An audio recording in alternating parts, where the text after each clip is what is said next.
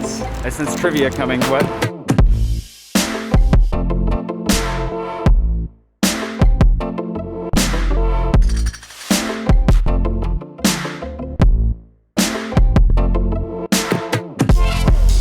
Good morning, and welcome back to the 80 and 8. Today I'm joining my buddy Joshua to wander in the 13th arrondissement in a little place called something fatty. I don't remember the name. Hold on, let me look it up. Croulebarbe. No idea where that name comes from. I feel like I should look that up, but it has barb in it. So I'm glad I didn't shave my beard off before this. Today we're going to be wandering around here in the 13th arrondissement, which is the southeasternmost arrondissement, and we're getting into the biggins. The 12th is actually bigger than I thought it was. Like, it's funny, I think of it as a small arrondissement, but it's not. The 13th is the beginning of the biggins, and it's pretty daunting, and famously doesn't have a ton going on in it, but that's okay. We're going to explore it and see if we can find some infamous or just unknown elements to share with you. Let's go exploring.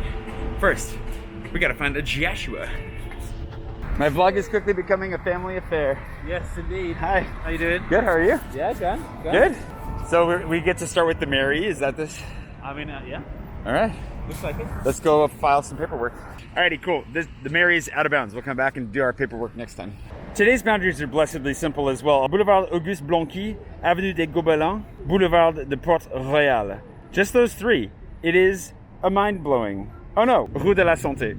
Between those four roads, we shall do our damage. Let's go. Josh and I were just saying we don't know anything about this arrondissement. You ride through it, you said? I've ridden through. I think I've ridden through the square a bunch of times, but yeah. Fantastic. I've been here a bunch of times for different things, but like only for specific things, not to like explore anything. So definitely should be able to find some interesting stuff that we've never seen before. Oh, that's a nice view. Good. Wow, I like that. That's a good start. And we're finally wandering into bounds, but the Pantheon's down there, and that's lovely.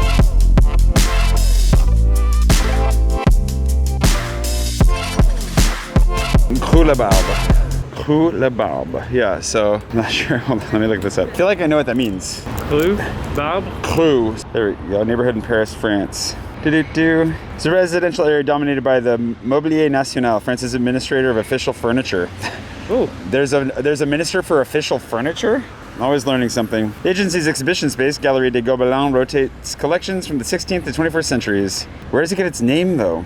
Yeah, it has eateries, blah, blah, blah. Everywhere does. Origine du nom. Le quartier tient son nom de la famille Croulebarbe et de son fondateur Jean de Croulebarbe. Okay, well that's way less interesting than I was hoping. Qui possédait au début du XIIIe siècle des vignes et des moulins à cet endroit sur la Bièvre. So he was an old rich dude. old rich dude. It's going to sound very meta. Meta it up. But when I was in Moscow, Yeah. I was struck by how extraordinarily ugly buildings looked extraordinarily beautiful. Mostly because there wasn't the kind of Parisian buildings that you see that are very like aesthetically pleasing. So there wasn't the juxtaposition to ruin it? Yeah, there was no juxtaposition. They were all block concrete. But also, I think if you build something big enough, it doesn't really matter how ugly it is. As long as it's big and imposing, Yep. it kind of has an impressiveness to it. Yeah. So like the Seven Sisters, which I think sort of Stalinesque cement buildings, like these huge buildings, but they're just massive. And you can see them from all over the city because they're so huge. And they kind of take your breath away, and they are beautiful. But then you look at this and I'm like, if that was like 9 times bigger, Yeah. it might look kind of cool. Right. Because it's just like a half-assed attempt. It looks really, really bad. Yeah.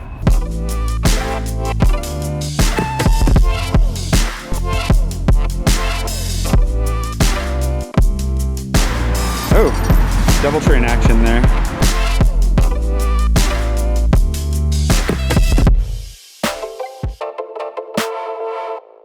Like a church out of nowhere. Was that? Did we see? We saw Sister Rosalie earlier. So this is the parish of Saint Rosalie. Did Sister Rosalie become Saint Rosalie? Let's find out. I want to go inside. You've never been in here before.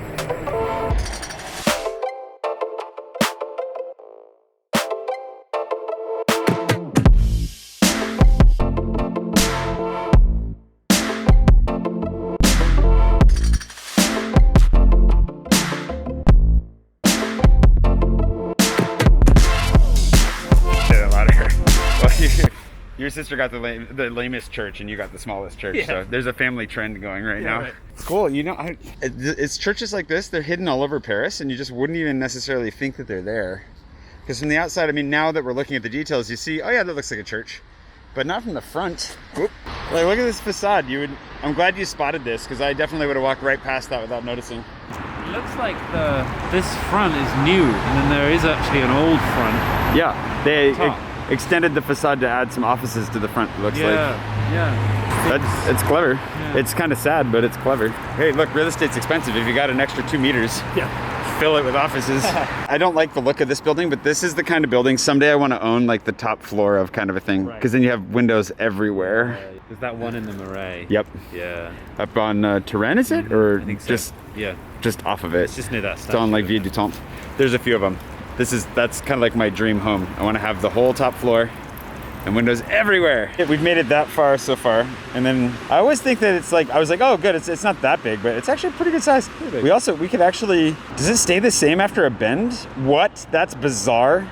Okay, welcome to Paris where nothing makes sense anymore. We could cut down here and see what this park is. See that there's this park there? Yeah. Want to see that? Yeah, sounds good. All right, let's do it. We see a post office as well. Do you need to mail something? Yeah. Oh, look at you being all productive on the walk. Oh, don't show the address though. Do you want to write to Sarah Richards, my mother? She would really like it. I'm always curious about who lives in the like mansions of Paris, you know? Like where I'm from in the States, that'd be a decent sized, but just, you know, a regular house. Yeah. But then the context of being here in Paris, it's like, what is that ginormous structure? When I lived in Place Saint-Gervais, Yeah. I was always struck by the fact that the host family I lived with were quite wealthy, and a lot of their friends had moved to Le Quai Saint-Gervais in order to generate space. Yeah. From little apartments in Paris to going sort of half suburbs. And they all lived in what appeared to be like apartment blocks, except that they had all 4 floors. Oh, that's amazing. You went into these places that, from the face of it, looked pretty regular. Yeah. And then you realized that what would normally be a hallway with a lift and stairs and flats was just the house. The entrance. And then you're Oh in. my gosh.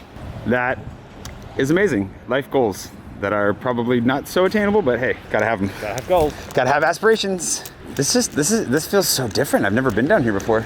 Also, gotta keep an eye out for space invaders. I thought you were gonna say dog food.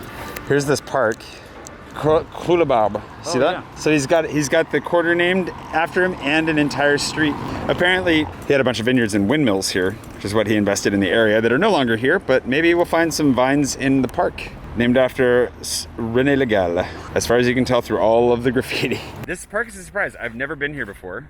It's got a lot of like a good sense of actual wilderness in here. Really nice playground. Workout equipment, of course, because everywhere has outdoor workout equipment now, apparently in Paris, everywhere I go. Did you know this was here? Nope. Paris is full of surprises. I love it. It's not the prettiest park, but it definitely is quiet and calm. It's calm. And if you get down into this portion where you're away from more of the man-made stuff and just around the trees, you know, it's nice. Feel better oxygenated all of a sudden. Very terrifying fountain. That is a terrifying fountain. What? Oh, hold on. Can you push that button for me, please? What the heck? You almost knocked it over there.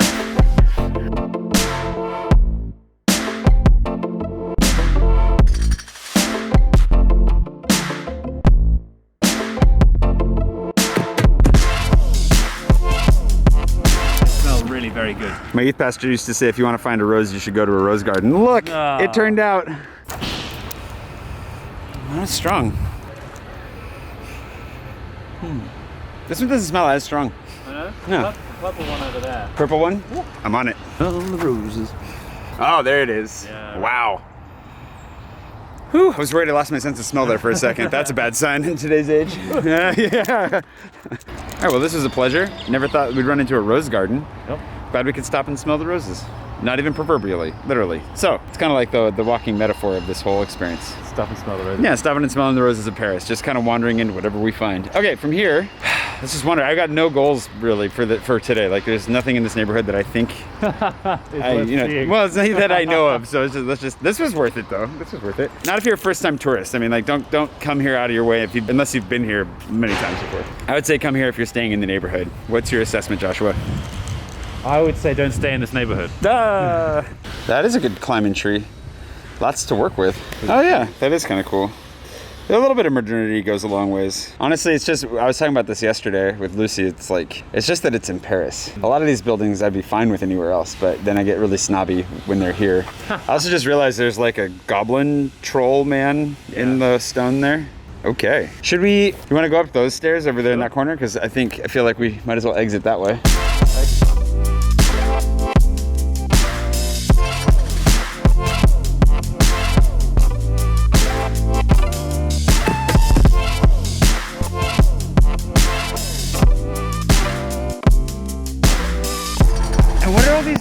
I kind of like this. Yeah, everything sandwiched in here like this is cool. Joshua, I'm gonna let you decide which route. We have 3 ways in front of us, left, right, and kind of straight, past whatever that is on that wall over there. I guess I'm more intrigued by this. Me too. I feel like we've already... I'm on the same page. That is fair. Oh, whoa, what is this? Not what I was expecting at all.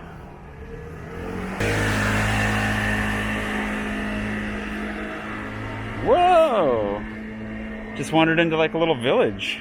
This plot was bordered until 1906 by a meander of the Bièvre River. Oh, that's the name of the river, is the Bièvre. Tell me about this. There once, in the Roman era, was 2 rivers in Paris. Yep. The Seine and the Bièvre. And the Bièvre runs the valley past the Pantheon, kind of, but it's now lost. It's completely being covered over by the city. So is it still flowing underground? Yeah, or? I think so. I mean, I believe so. But we've covered it. Interesting. Whoa! Look, there's a turret and everything.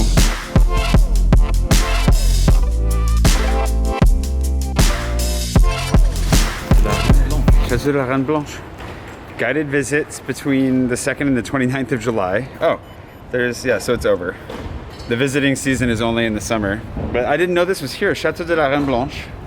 Well, I have to come back here next year. So this is on the river border? I still can't quite work out. I guess this is maybe the river? This is where the river was? It doesn't say on that map. Interesting. But that is a gorgeous thing. I love it. That's the kind of stuff that would make me want to live in London.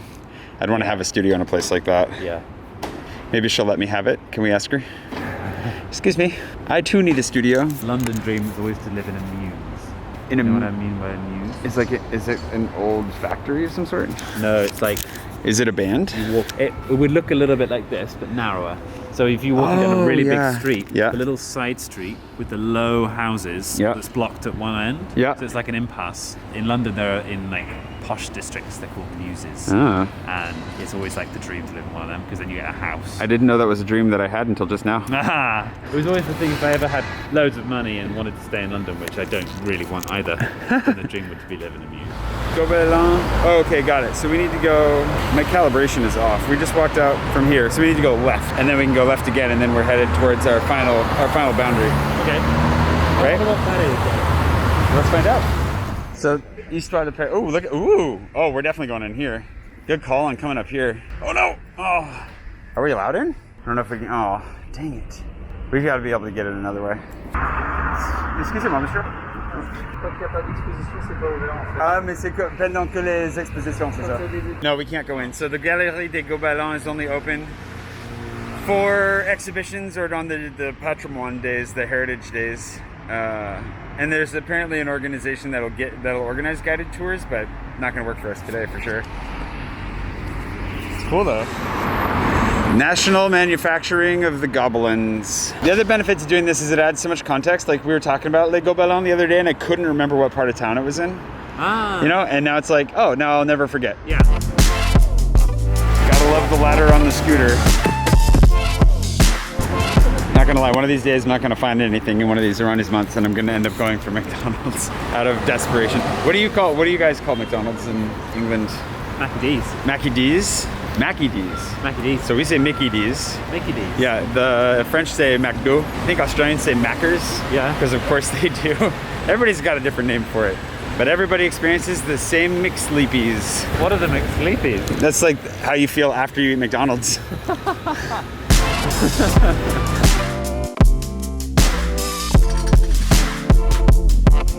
La Petite Cave. The petite is a way of supposedly shortening petite, but it doesn't shorten it by much. Ooh, look at this. This is cool. I always love it when there's overpasses in Paris because they're so hidden and all of a sudden there's another street below. What? Rue Pascal. I love it because even in the sections of Paris that you don't expect there to be anything, there's always something that surprises you. Yeah.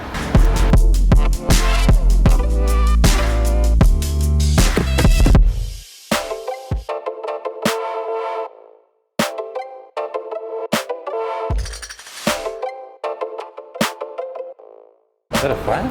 I don't know. There's a lot of firefighters going on down here. You smell a fire?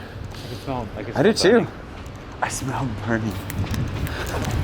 There's a lot of people out checking it out. Well, I guess we can't go back that way, but we could check it out a little closer. One thing I do love about the French is their shiny firefighter hats. Yes.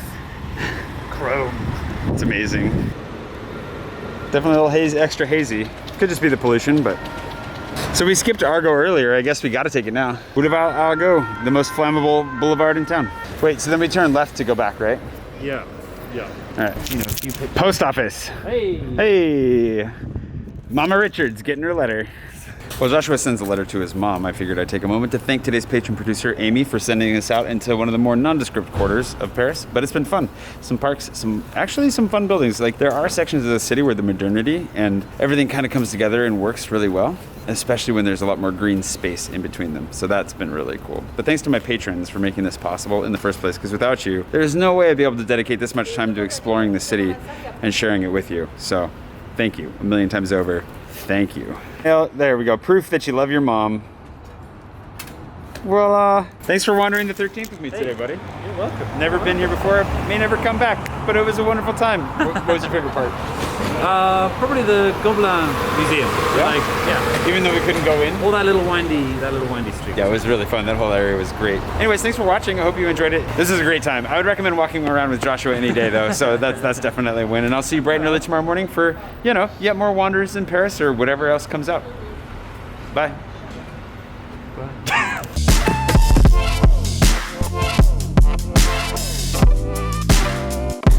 It's like a glass stone. What is that? Do you know what that is? I feel like I do. It's like glass. It's sharp obsidian or something.